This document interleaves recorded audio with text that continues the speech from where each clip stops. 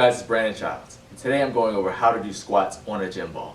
Now, for a lot of people this may seem unnecessary and in a way showing off, but in fact doing squats on a gym ball has a lot of benefits for the central nervous system and your overall body mechanics, because it teaches you how to engage every part of your hips and your legs together on this unstable surface to make sure that you're in the proper position and you're not having any kind of overcompensation tendencies throughout your body.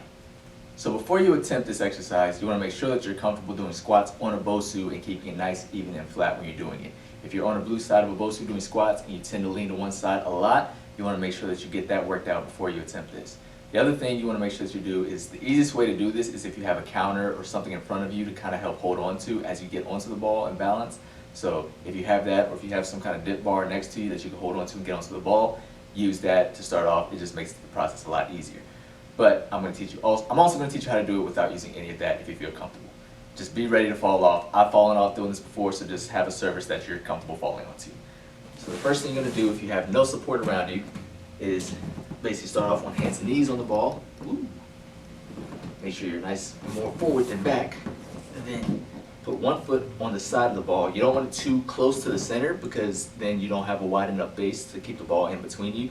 The goal when you get both feet on top is to keep the ball centered between your hips. So have your foot slightly on the outside, but not so far outside that your foot could slide off. I also recommend doing this without shoes, because when you have shoes, it's just a lot harder to find your balance through your foot. And the goal of this exercise is also to work the ankle stability and everything from the bottom up. So let's get one foot on, keep the hands pushed down, bring the other foot up just like that. Really keep your hips down and low. Don't lift your butt up like that, because you're more than likely going to fall straight forward. But again, make sure you have a nice soft surface to land on so you don't injure yourself. Keeping the hips down once both feet are nice and centered, or not centered, but nice on the ball. Keep the ball on the inside arch of the foot. And you'll instantly feel the insides of your legs squeezing and engaging along with the outside of your hips to balance.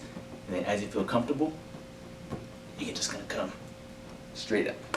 So what you'll notice is, as I'm standing on the ball, my feet are internally rotated, and I'm creating this little flat surface on the sides of it, keeping the ball in the center of me. So it looks challenging, but once you get in this comfortable neutral position with the ball in the center, you'll notice that you can move it around as much as you want, and the ball isn't going to go anywhere that you don't tell it to go, pretty much. So all the weight is more so on the ball of my foot and on the inside of the arch as I'm standing and balancing. My pelvis up in the front, so I'm not using my lower back.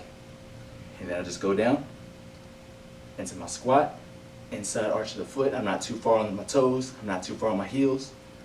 I'm just going down and up. So as you notice, as I go down, my knees are slightly pointing out, but I'm on the inside of my foot, which is engaging my adductors and my groin muscles, along with the glutes and hips, to work every single part of my leg for this squat.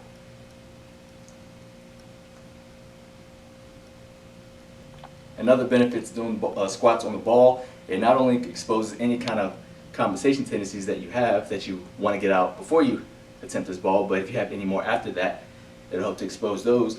But it's also just good for your mental health and anxiety, because again, when you're standing on the ball and it's feeling unstable, you're in complete control of the ball. I can stand here nice and comfortably, but if you're anxious and your body, you don't have a lot of control over your body, you're going to be wiggling side to side.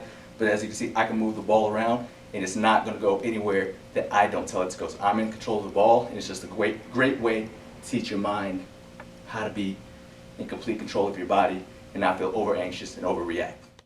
Thank you guys for watching. Be sure to like and subscribe, and if you have any questions or requests, make sure you leave them in the comments so that I can continue to make content that'll bring out your ultra instinct.